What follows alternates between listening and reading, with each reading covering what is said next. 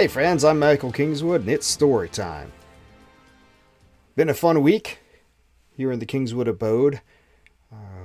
Mom was in town for most of last week, and she cut out of here on Wednesday, and I rolled up to Vegas for a couple days. I see my friend up there, and while I was up there, I got on his podcast, Aaron Clary, Captain Capitalism himself. I'm going to link to our little discussion that we had on his video channel.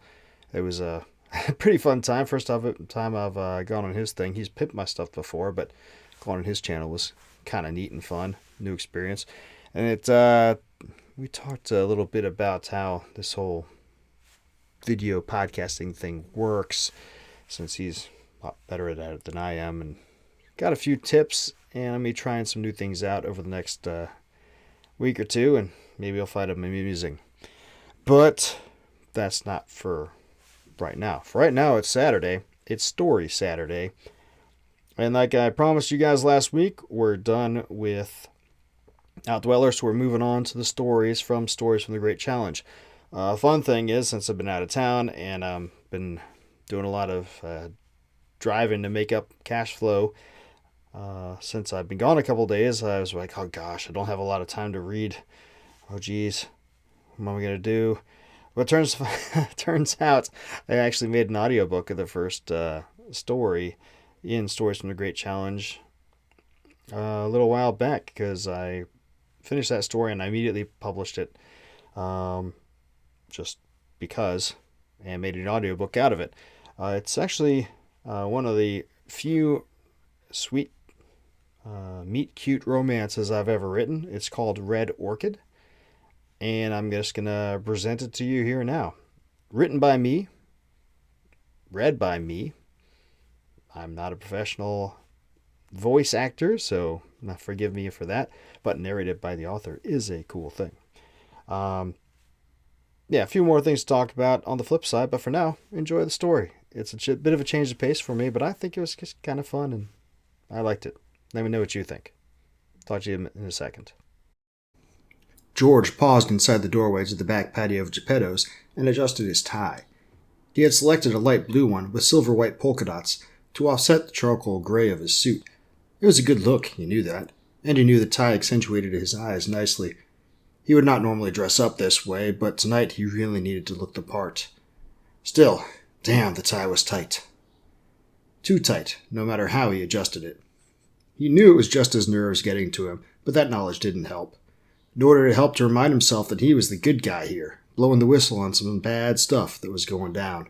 Whistleblowers were celebrated, praised. They're also crucified, said a small voice in the back of his head that he had been fighting against for weeks. The one who told him he needed to go along to get along, not risk what he had. And maybe he was wrong, misreading things. He didn't know the full context of what was going on in his lab. Maybe... He knew that voice was spewing bullshit, so he shoved it aside and looked around. Geppetto's was built of brick, and the front section was 2 stories tall and meticulously maintained. The rear patio was a new addition, wider than the main building, with a round knee-high pool in the center, constructed from poured concrete and designed so that people could sit on the pool's lip and converse, or just watch the water spouting from the mouth of the stone trout that was breaking surface in the pool's center. Off to the left, a white, marble-topped bar dominated, with a dozen or so stools, about half of which were occupied by customers, and every sort of bottle a man could want. A slender guy with silver hair pulled back into a ponytail, in a black collared shirt with Geppetto's emblazoned on the right breast in gold, held court behind the bar. George recognized him from somewhere, but he couldn't place where. He had never set foot in Geppetto's until tonight. Didn't matter. He wasn't here to chat up the barkeep. The rest of the patio was scattered with tables, ranging from settings for 2 to one over in the back right corner that could take 8. They were all covered in Geppetto's black and gold tablecloths, with lit candles and clear glass holders in their centers, and wrought iron chairs that looked like they would dig into a person's back and bottom. They were mostly filled, though, and the chatter of the various conversations almost drowned out the soft music, Italian folk from the sound of it, that came from a pair of speakers on either side of the bar. "Excuse me," came a voice from behind him, and George half turned to see a short, black-haired guy in Geppetto's staff attire with a full tray trying to get past. "Sorry," George said, and moved out of the way, stepping off the single brick stair that led from the doorway down into the patio. The waiter swept past, and the scents of freshly baked bread, a basil risotto, and was that veal piccata? Swept over George in the wake of his tray. Between the step and the sense of some other person's meal, it was like a switch threw in George's mind, and he snapped to focus. He needed to get to it. He swept his eyes around, scanning the various customers for his contact, or rather, for the red orchid tucked in the hair above her left ear that she was to wear tonight, so he would know her. He had a smaller sigil, for her benefit, a lapel pin from the Boston Marathon, the one and only race of that kind he had ever run, as a bandit when he was going to college at BU. There, the far end of the bar, last stool, a woman in a red skirt, loose for the warmth of the summer evening, and white short-sleeved collared blouse that had the top 2 buttons undone. Her wavy blonde hair hung loosely past her shoulders and halfway down her back, and was held back from her face by a white hairband with a red flower on the left side, just above her ear. George drew a deep breath and gathered himself. Then, straightening his back and pushing his shoulders back, he walked over toward her. Wouldn't do to appear to be anything but friendly. Just a normal guy, out on the town. Not at all someone out for a covert meeting that could get him fired, or worse. As he approached the woman, he put on a smile that he hoped was warm and open. Stephanie was late, but Karen found she didn't mind. They were supposed to meet up for dinner here at Geppetto's tonight, to clear the air. Karen had suggested it. Hell, she had almost felt like she had begged for it. But all the same, she had dreaded the meeting all day. It wasn't every day that your best friend accuses you of trying to seduce her husband. Ex-husband, Karen corrected herself, though, truth be told, the signatures were not yet dry on their divorce paperwork, and Karen had no idea how to react or how to respond. She had most certainly not done that. Never even thought about it. But try telling Stephanie that. The fight had been epic, all the more so since Karen couldn't understand how Stephanie might have gotten that impression at all, and, more to the point, why she would care what her ex did anyway. She had made a big point about what a pussy he was, and she was so glad to be rid of him, and she was so much better off, and then she goes and gets all jealous bitch about him? Karen lifted her glass of Chardonnay to her lips and sipped, then sniffed out a snort. Stephanie probably thought Matthew would spend his life pining away after her. Instead, word was he had turned into quite the man about town. Though how that translated into Karen trying to hook up with him, she had no idea. Seller's remorse, Karen murmured to herself. She checked her watch. 8:30, and they were supposed to meet at 8. She had given Stephanie more than enough time, and frankly, Geppetto's menu was more expensive than Karen really felt like tolerating. If she wasn't going to show, there was plenty of leftovers back at her place that Karen could heat up and save some money. Karen took another look toward the doorway leading into the restaurant's main building and did a double take. The guy walking over toward her section of the bar was hard to look away from. Tall, trim, but not in a skinny way. He clearly worked out, at least sometimes. He was clean-shaven and had sandy blonde hair, and wore a well-fitted charcoal gray suit that accentuated the breadth of his shoulders nicely. The blue tie with white dots set off the tint of his eyes, making their blue all the more plain. It registered that he was not just coming to her section of the bar, he was coming to her, at the same time as it registered that if she could tell the color of his eyes and such beautiful baby blues, he was already really close, and she had been staring too long and far too obviously. He smiled as he slid into the empty stool next to her, and a little flutter of warmth went up Karen's body. He nodded to her. "I'm George," he said, as though he expected her to take note and recognize him as something special. Karen found herself nodding in return. "Karen. Nice to meet you, Karen." The stool was cushioned, but barely, and the contour was off just enough that it felt awkward sitting down. For whatever reason, that semi-uncomfortable sensation dominated George's entire consciousness for a second after the woman gave her name. He heard himself saying rotely that it was nice to meet her and cringed inside. That sounded dumb, considering. It wasn't like he had never approached a woman at a bar before, but this wasn't a social call. It was business. Serious business. She didn't care if he liked meeting her or not. She was here for his information. Although, truth to tell, as he got a better look at her, he truly wouldn't mind knowing her more, and not just biblically. Her green eyes flashed with intellect, and she had cute little dimples that came out when she smiled as she gave her name, to say nothing of nice boobs. "Eyes up, George, this is business." He noticed her wine glass was about 2/3 empty at the same time as the bartender arrived at his stool. "Good to see you again, George," the guy said, and George cursed himself again for not remembering the guy. "What'll it be?" George cast about, then gestured at Karen's glass. What she's having?" The bartender gave her a look and she said Chardonnay in a tone that sounded a bit intrigued. Her right eyebrow had gone up when the bartender greeted him by name. As the man stepped away to fill the order, George cleared his throat and said, "You've been waiting for a while," hoping that was not the case. Karen gave a little shrug, still looking at him as though not quite able to figure him out. "Little while. I was supposed to meet someone." Her eyes flicked down as though she were annoyed, and he felt a surge of chagrin.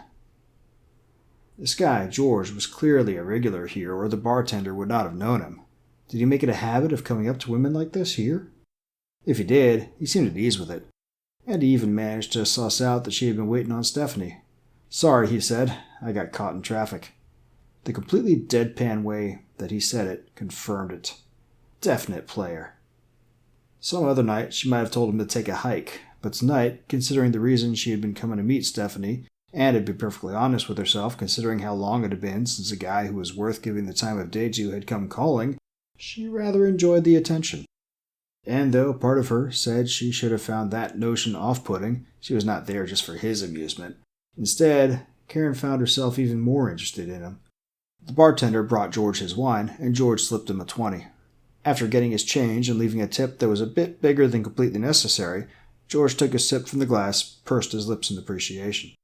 A second later, he looked around quickly at the people nearby to them. Then he leaned in a little bit closer.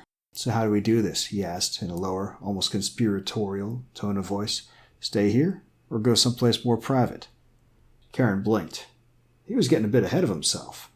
But again, strangely, that just made her more intrigued. "Don't you think you should tell me something about yourself first?"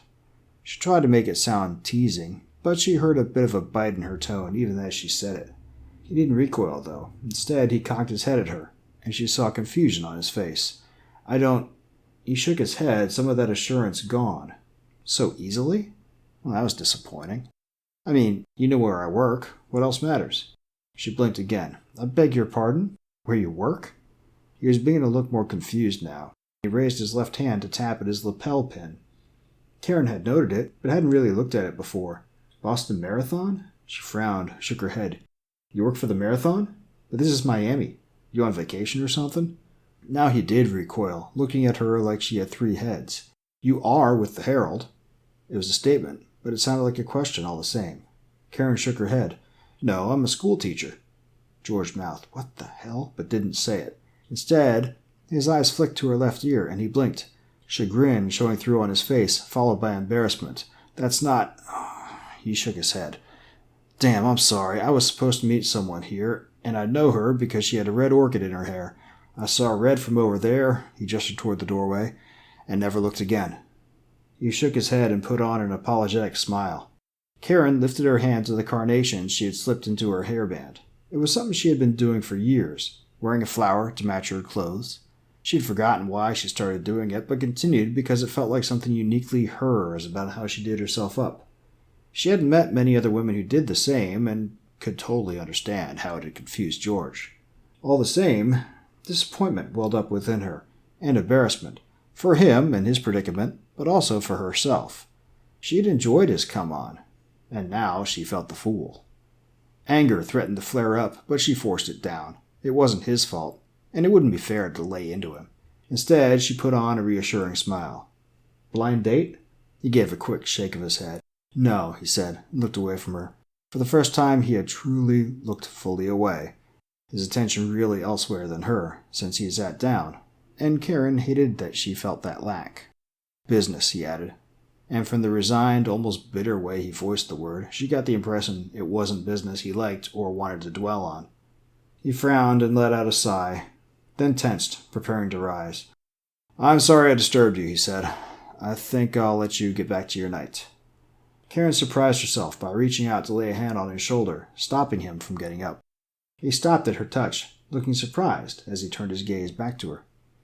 She found herself flushing, but forced herself to say anyway, "My girlfriend stood me up and, well, I can't stand the idea of eating alone tonight." Even as she said it, Karen knew it was true and that she had been lying to herself earlier about being perfectly happy with leftovers at home. Alone. Even if she couldn't make up with Stephanie, and maybe even if she could, after the emotionally draining day she had, she really just needed company. And George's promised something. She didn't know what it was. But she really wanted him to stay. That she was certain of. When Karen put her hand on his shoulder, George felt a rush of heat travel from where she touched him to every square inch of his body. Her invitation redoubled that heat, and he felt sure he was flushing. He stopped and swallowed. Are you sure? I don't want to impose. Her fingers tightened on his shoulder, and she nodded, and suddenly he saw a deep need in her eyes that reflected his own. But while his was the need to get word out about the chicanery going on at his company, the possibly illegal and certainly dangerous things going on in the labs there, hers was something else, but something equally real for her. Whatever physical attraction he had for her, and there was enough of that, faded in the light of the sensation of mutual distress that he felt radiated from himself to her and back. Even if she had been a land whale, he didn't think he would have wanted to say no to her request right then. But he did still have business to take care of. Nodding, he said, I'd like that, but I do need to take care of this one thing. He saw disappointment in her eyes and hurried on before she could give it voice. Let me make one more round through just to make sure I didn't miss her. I'll come right back. She hesitated, then nodded. He left his wineglass on the bar to show he would be returning, but when he turned away, he had the distinct impression that she thought he was shining her on. He moved quickly through the patio, checking all the faces at the tables and the bar, and periodically glancing over to make sure Karen hadn't decided to just go, and did not see his contact anywhere. He was about to turn back to Karen, but decided he really should check the front of the restaurant just to be safe. He knew tomorrow morning he'd want to be able to say he really had put forth every effort here. But a look through the front building was just as fruitless as his look through the patio had been. In the bar near the entrance, with its old-school mahogany finish-work and warm but dim lighting. In the main dining room, sprawling and filled with hand-carved, darkly stained tables for parties of all sizes, topped by Geppetto's tablecloths and candles, to 3 private event rooms upstairs, all locked except one that was taken by a private party, or so the maitre d' had said, and no, he couldn't go in. There was no sign of the woman from the Herald. She must not have taken him seriously after all. Feeling almost insulted, George headed back down the softly lit hallway that led from the main dining room, past a connecting hallway for the bathrooms, into the back patio. He should have felt relief that he didn't actually have to go through with this thing. Instead, irritation that he knew would quickly turn to anger began to kindle. What was he, chopped liver, that they wouldn't even look at what he was trying to tell them? If you're done flirting, how about we get down to business? The voice, low but still feminine, came from the hallway to the bathroom just as George was walking past it. He stopped and turned quickly, on guard. The woman there was short, maybe 5 foot even, on the heavier side, and in her mid-50s. She wore a navy blue pantsuit with a white collared blouse beneath her jacket and eyeglasses that reminded him of his high school librarian. Her hair was fully gray and done up in a bun, and she wore a businesslike expression on her face.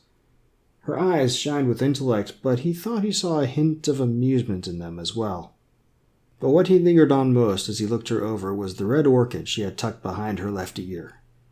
He felt as though a weight had lifted and all the doubts he had been harboring slipped away. He grinned and stepped toward her. Let's do this. Karen highly doubted George actually meant to come back, whatever he had said. But still, she found herself hoping he would.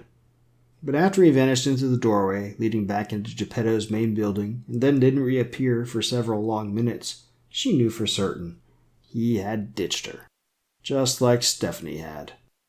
Stephanie's betrayal, and her accusations were betrayal whether Stephanie wanted to think so or not, had hurt. It hurt a lot. But somehow George's leaving tonight stung in a more profound way, going straight through to the core of her womanhood. How could Stephanie actually think she could seduce her ex even if she had wanted to? Karen shook herself. Enough of that kind of grousing. She waved the bartender, Sam, over and got the bill for her wine. She did not spend any time on self-pity as she bent over and picked up her purse from where she had left it at the foot of her stool, fished out the money to pay for her drink, and paid Sam. She definitely did not. She wouldn't feel that sort of thing over some random guy she'd just met and had only talked to for 5 minutes. That would be silly. Looping her purse over her shoulder, Karen stepped off her stool and turned away from the bar. George was right there. The smile he had been wearing slipped as he looked from her to the money in the bar and to her purse. Leaving? He clearly tried to hide it, but she could hear that he really didn't want her to. She shook her head but stayed silent, not entirely trusting herself to speak.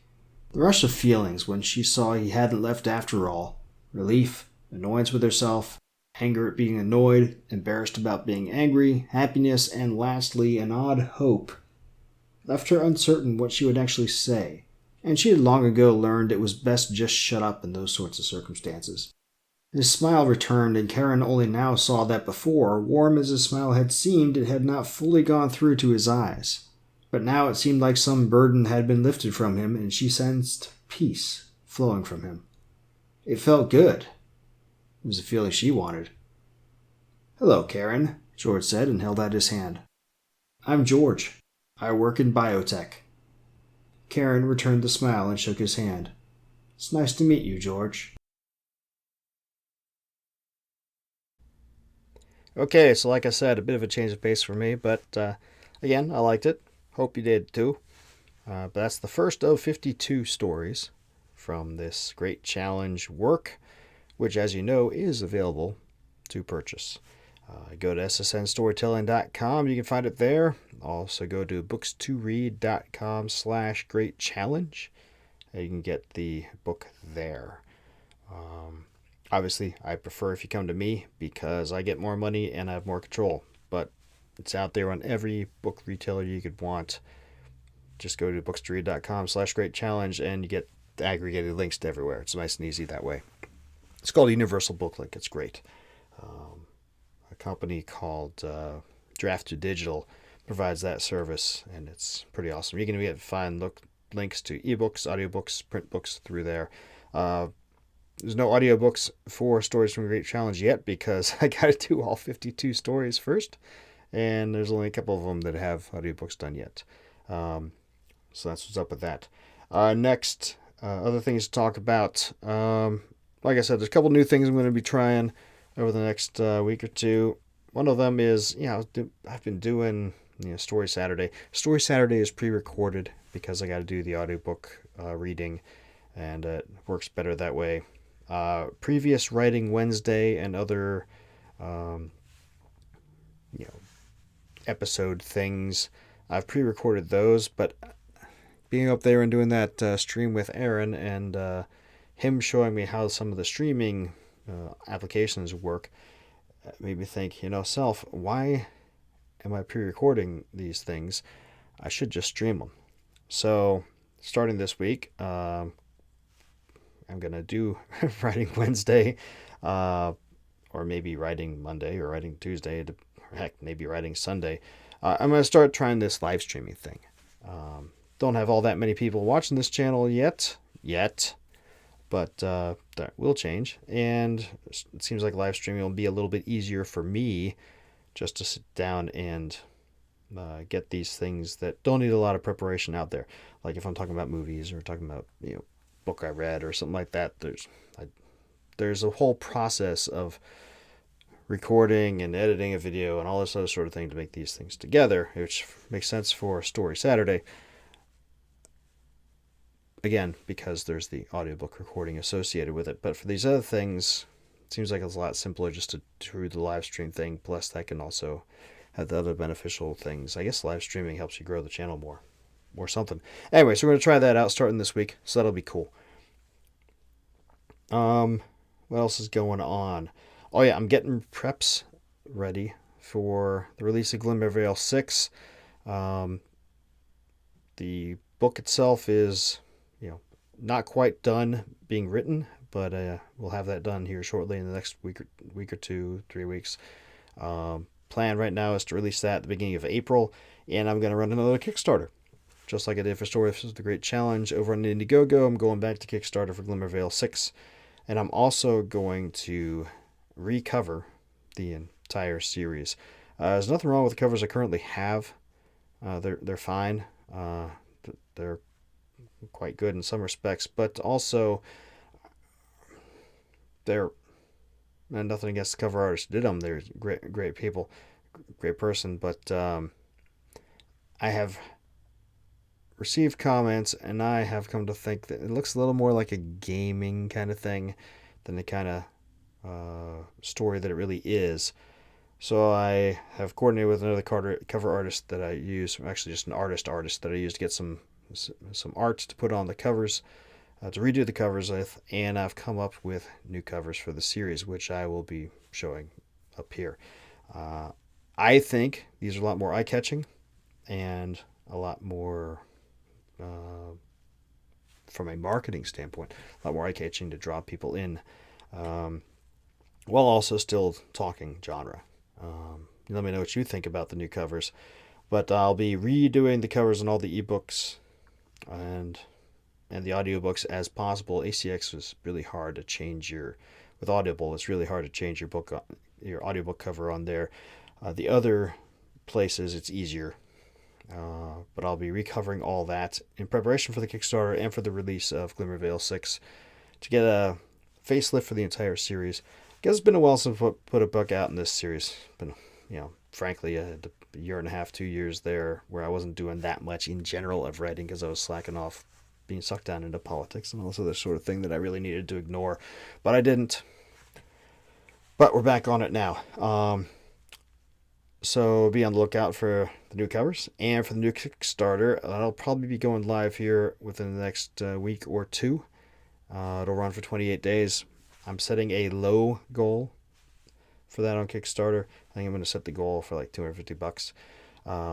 Something that we can hit quickly, because the quicker you hit your goal on Kickstarter, if you hit your goal real quick, Kickstarter will shine the light of Sauron, the eye of Sauron onto it, and get you more people coming to it, and you get a little more attention and better marketing through there.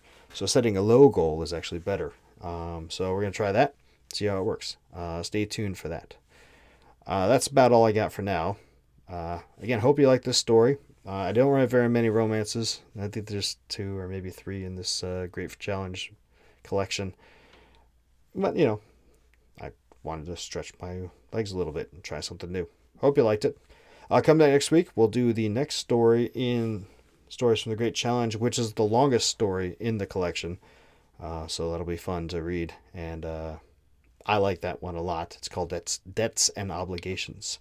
It's a sword and sorcery kind of story, which I think is pretty cool. Anyway, that's it. Come back next time. Don't forget to like and subscribe and share with all your friends what we're doing around here. But in the meantime, don't do anything I wouldn't do.